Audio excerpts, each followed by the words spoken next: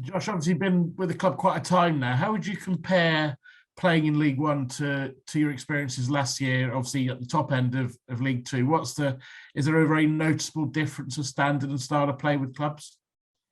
Yeah, I'd say there probably is, especially the clubs that sort of come down from the Championship as well. So yeah, I'd say obviously the tempo's higher and the standard's better. There's a lot more direct teams than probably what I expected.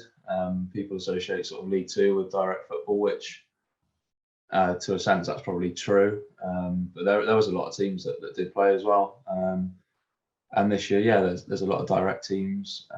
But the biggest difference for me is probably the fans. Obviously, didn't get to experience that last year, so that was the biggest sort of eye opener coming into the season. Did that take a little bit of readjusting early on when you had them around, in the sense that you'd have played a lot of under-23s type football, and there's not exactly too many people there. It's a bit like a county cricket game, I imagine, in terms of attendances. So suddenly to have fans, did that take whilst you've been in grounds when fans are there as a player, it's a different experience, isn't it? Yeah, if I'm honest, yeah, it did. It took probably 3-4 games to get used to. But no, now I thrive off it. It's brilliant.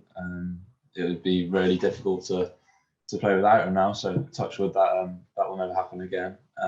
But no, it's great, especially playing at home and big away stadiums as well. Yeah, no, it's brilliant having them in. Do you consider yourself somebody mentally strong? I say this because I've seen over the years many keepers, particularly young keepers, when something doesn't quite work out in the game, maybe you miss a kick or the save doesn't quite happen in the way you want. You can sometimes see in a young keeper that they beat themselves up about it. They think about it too much in their play. But you seem to be somebody who says, well, that's happened. Maybe I'll think about it after the game. I'll move on. Yeah, 100%. I would consider myself that. I've made mistakes. Everyone makes mistakes. There was the Burton one a few last week when I got pressed early on and didn't quite go to plan, but I find that so easy to put behind me, and did all right for the rest of the game. I think you have to be. I've said before, there's no hiding place, especially for a goalie. No one will feel sorry for you. So yeah, it's just you got to put it to bed. That's easier said than done. But it's good to have good coaches around you and things like that. But again, it all comes with experiences, and the more times you're in that position, the easier it is to deal with. Is that something you've had as a skill always, or an ability in your life, do you think? Or is that something in the way that West Brom and obviously Cheltenham last season, you've developed your career, that the clubs have helped you develop as well? I definitely haven't always had that. No, when I was younger, sort of 14s, 15s, if I made a mistake, I'd get upset about it and it would ruin the rest of my game. So yeah, it's obviously great coaching at West Brom. I've had a lot of good goalie coaches that have brought me through, and last year and obviously Steve this year. But yeah, like I said, it's something that you develop as you get older. But it's definitely something I've had to work really hard at.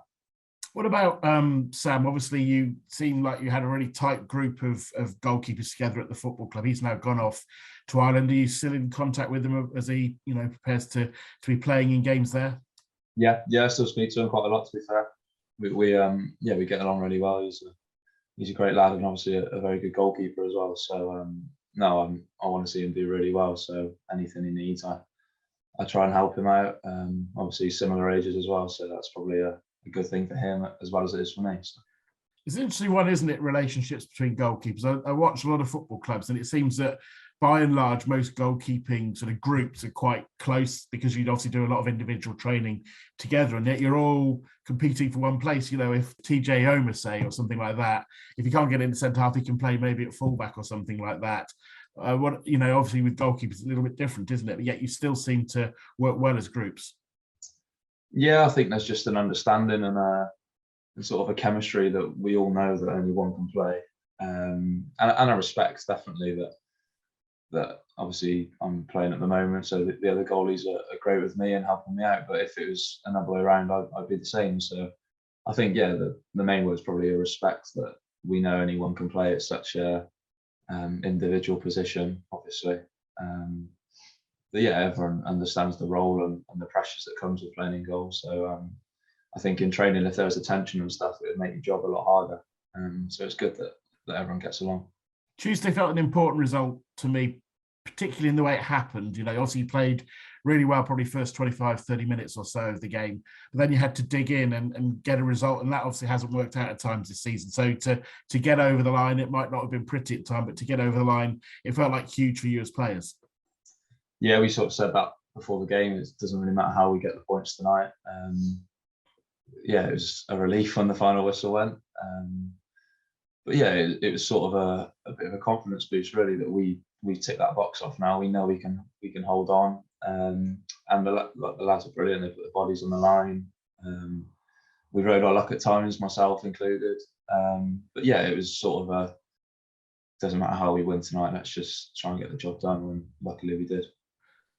And it's going to be a real physical test, isn't it, for you guys on Saturday, Wycombe? As we've been hearing from the manager, very good at set pieces. They're going to put a lot of pressure on you and your central defenders and the defence in general.